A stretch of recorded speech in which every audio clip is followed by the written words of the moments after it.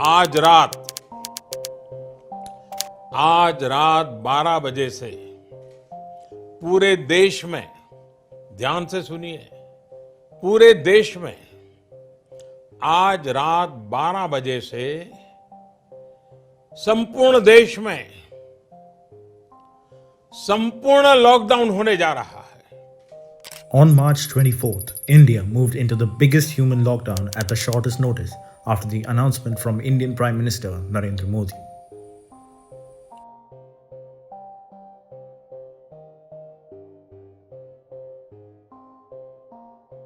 What followed spelled disaster for the migrants in India. How did the largest lockdown in the world create a humanitarian crisis?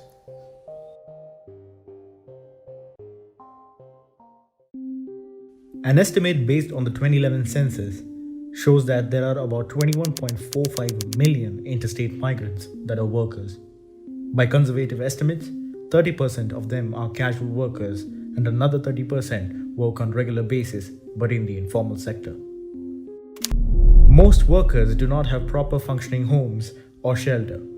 They often sleep at their workplace. Hence, when the lockdown was announced within a short notice, the workers panicked and wanted to return home, which triggered a mass exodus similar to the 1947 partition of India. And Hindus and Muslims seek safety in new surroundings. Peace-loving people, theirs is the real tragedy. For the masses, it's the weary trail of the road. Carrying their few possessions, they flee from savagery and butchery that has never been exceeded even in India's stormy history. 1 million people become refugees overnight.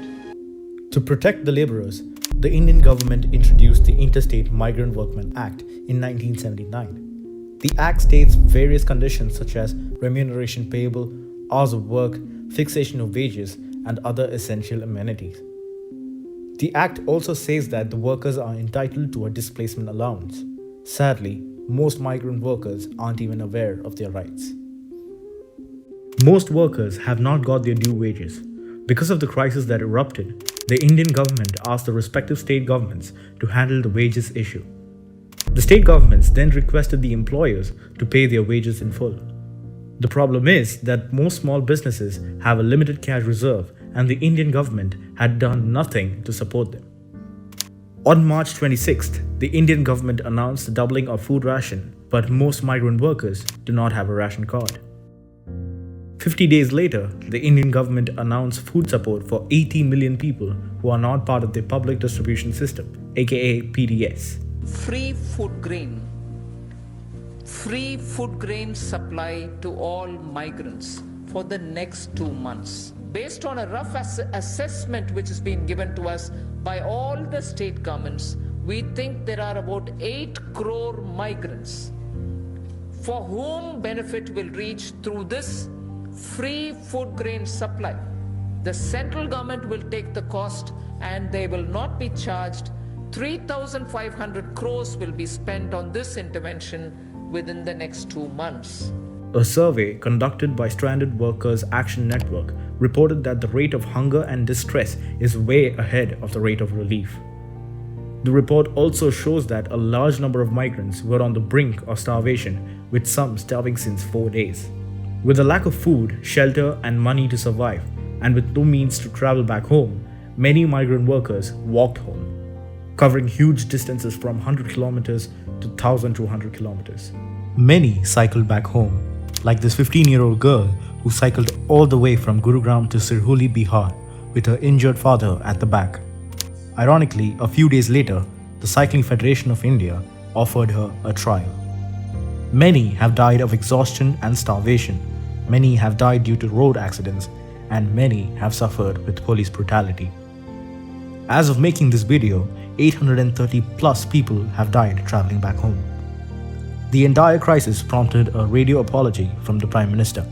मैं सभी देशवासियों से क्षमा मांगता हूं और मेरी आत्मा कहती है कि आप मुझे जरूर क्षमा करेंगे, क्योंकि कुछ ऐसे निर्णय लेने पड़े हैं जिसकी वजह से आपको कई तरह की कठिनाइयां उठानी पड़ रही हैं। भारत जैसे 130 करोड़ की आबादी वाले देश को कोरोना के खिलाफ लड़ाई के लिए एक कदम उठाए बिना कोई रास्ता नहीं था। On March 26th, the Indian Finance Minister Nirmala Sitharaman announced an economic package of $22.6 billion. Although the announcement was the right one, the timing was questionable. By then, panic had struck with many migrants at bus stops and railway stations, increasing public health risks. 1 month after the lockdown announcement, the Indian government announced that it would allow migrant workers to travel home. Special trains called Shramik for workers, which means labor force, was introduced. But by then, many had died. The Indian government said that the Railway Ministry will cover 85% of the train fare and the rest by the respective state government. But the Indian Railway Ministry officials have denied such claims.